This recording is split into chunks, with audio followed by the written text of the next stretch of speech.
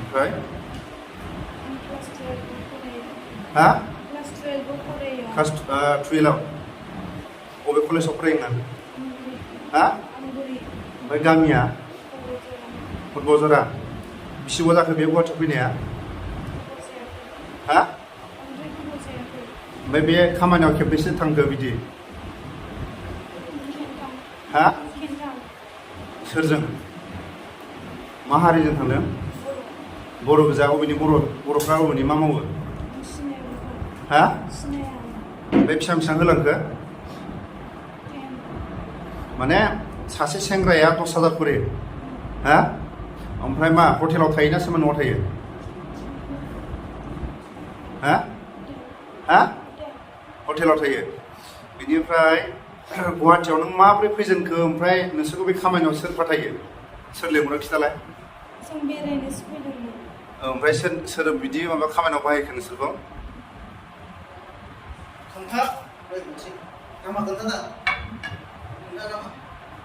बे ना बै सोर जों राबि आं बिउटि सोर फाथाया खामानियाव फिथा माबा Nalalina. नोंसोरखौ फाथायग्राया मा नाम खाथिखानाया सोर फिथा आसिया सियाव थांदों नोङो आं बारा माबा जायाखै बिसोरखौ दे खोन्था नोंनि खाथिखानाया सोर खोन्था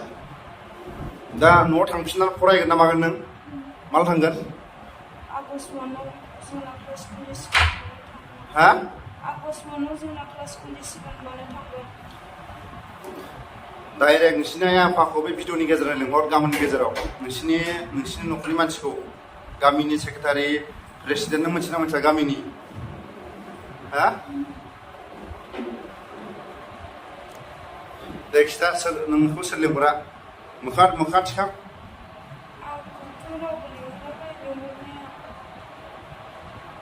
ओमफ्राय बे खामानियाव नोंसोर बेरायनानै लाजिना लाजियाखै नोंसोरो हा दिनै बेसेबाङाव फैदोंमोन बेसेबाङाव होगोन होननानै लिंहरदोंमोन नोंखौ हा फैसानि खोथा रायलायाखैमोन ओमफ्राय बेसेबां होगोन होनदोंमोन फैसानि खोथा रायलायथ'वाखैमोन हा फैसानि खोथा रायलायथ'वाखैमोन जायगायाव हटेलाव थानो होननानै लिंहरदों आरो हा सोर लिंहरनाय बिनि हौवा हा बिनि हौवा बिनि हौवाया मा नाम खिथा राज अबेनि बियो आं बेखौ मिथिया सिनायनानै बारा गोबाव जायाखै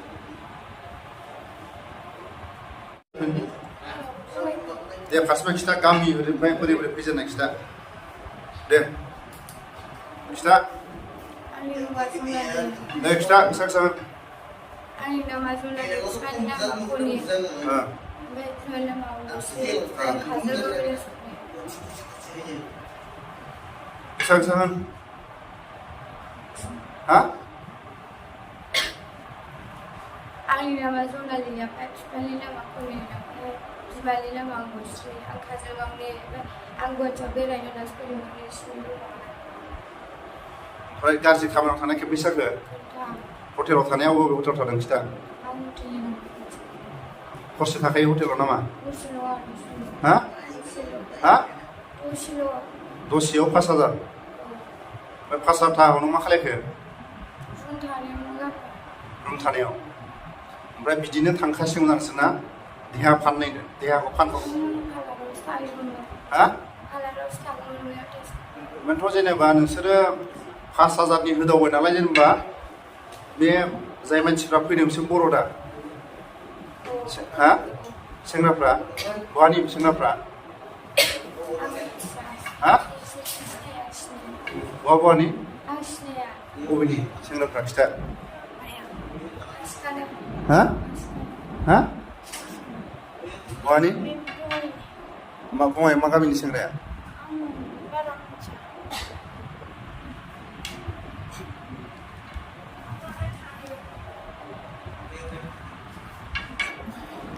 बिसोर गासिबो आरो ना माने 5,000 10,000 थाङो आरो बिसोरो 5,000 10,000 नै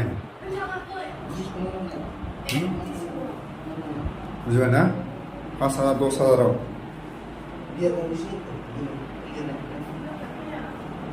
नोंसोर गामियाव थांफिनसिगोन ना नोंसोरो हा हा हा हा माने बिसोरखौ माने मोजाङै बुबासो माने खिथागोन आरो जोंहा 5,000 10,000आव थाङो आरो बिसोरो माबायाव 1 घन्टायाव 5,000 नामा हा बेसेबांथो हरसेयाव बोरैथो 5,000 लाखो हा बेसेबां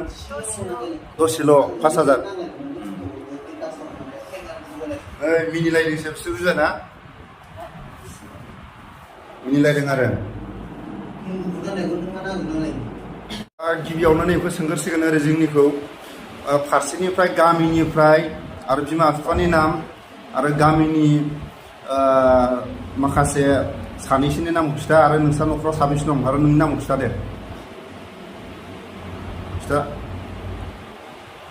खिथार' माबा हा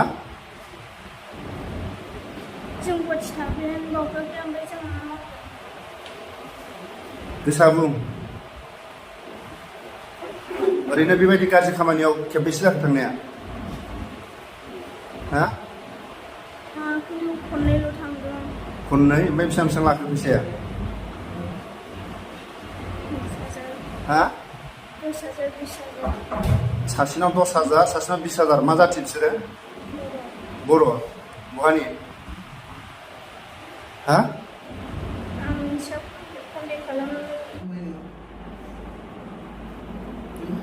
Ndfbज सासन आरो मोनबावाखै लावथि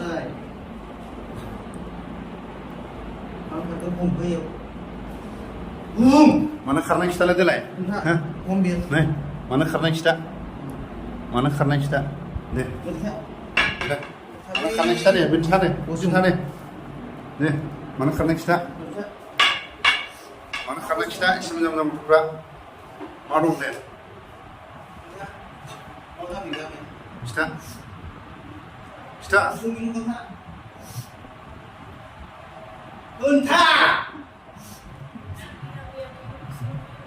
हा बेसेबां नों बेबो मोनगोन थगायग्रा थांना थाङाखै खिथा थाङा बिसोरो थाङो दा हा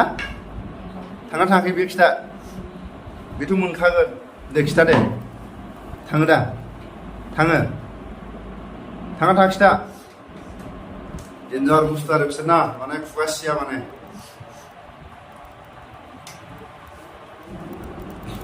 दा मोनायाव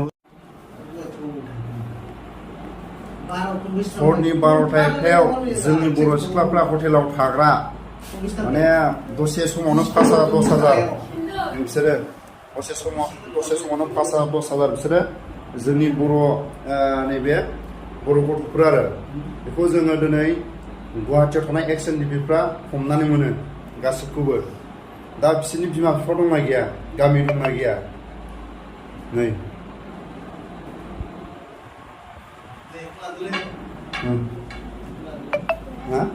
मोनजादोंना मोनजायाखैमोन गाननो मोनदोंना मोनाखैमोन थाखा फैसा मोनाखैमोन ना फरायनायाखैमोन बेखौ बुंलांगोन नोङो हरनि 12:00 Ndfbनि अपारेसन गुवाहाटियाव माने गाज्रि देहा फाहामग्रा आरो जाय बिथांमोननि माखासे चेनेल दंबावो बिथांमोना जाय लिंकआव फैयो बिथांमोननि मुंखौ जों लाजोब्बाय बिथांमोनाबो माने खारग'नो हानाय नङा आरो दा बिथांमोननि बुंनाय मथेबा माखासे बर' राइडारफोरबो दं होननानै जों खोनानो मोनो बिथांमोननि खुगानिफ्राय आरो जायफोर बिथांमोननि माखासे साप्लाइमेन बिथांमोना माने फ्लेटआव थायो जाहैदों माने थाखा फैसा गोनां गारि गुरा गोनां नायदो